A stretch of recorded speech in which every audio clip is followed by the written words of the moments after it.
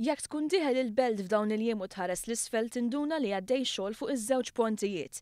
Dak li propju tkun fuqu biex tidħol il-belt u l-pont li xi darba kien jintuża bħala l-karreġġja tal-ferrovija. Dan ir-restawru huwa ħolqa minn diversi xogħlijiet li għaddejjin biex il-belt Valletta tinbidel permezz ta' proġett ta' €1,500,000 li tħabbar aktar kmieni tul dan is-sajf. Il-koordinatur tal-proġett Ġesmond Ketkuti spjega kif ir-restawr tal-pont tad-daħla tal-belt se joħroġ elementi partikolari li setgħu intilfu.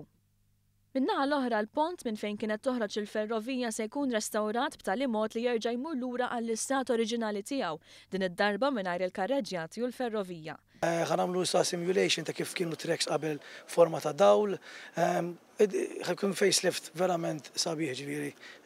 Dak li ħajkun iktar intervent li ħajinbidel il-viżwal tiegħu mill-eżistenti.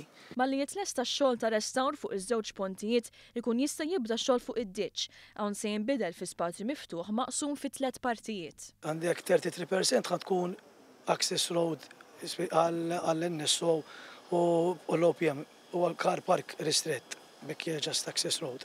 Għandek 33% forse naqra iktar hija l-landscaped area fejn għandek varjetà ta' siġar lokali u siġar oħrajn u shrubs oħrajn, u mbagħad il-parti l-oħra hija l-footpath li hija riservata għal pedestrians. Fl-istess waqt li l-konnettività għal partijiet tal-Belt Valletta se tkun aħjar.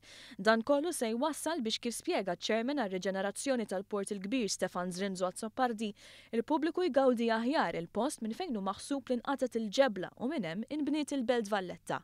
Però fuq kollox l-iktar ħaġa biex ngħidlek sinifikattiva fid-disin li għamilna hija li effettivament għandek sezzjoni differenti li jappreżentaw il-mixja storika tal-Belt Valletta. Ma rridux ninsew li dana kien id-ditx illi beda il-Belt Valletta x'minhaw possibilment inqatat il-ġebla tal-ewwel binjiet li saru fil-Belt Valletta. U allura qed isir dan l-iżvilupp biex anke napprezzaw l-wirt u l-importanza storika li għandu dan id-ditx.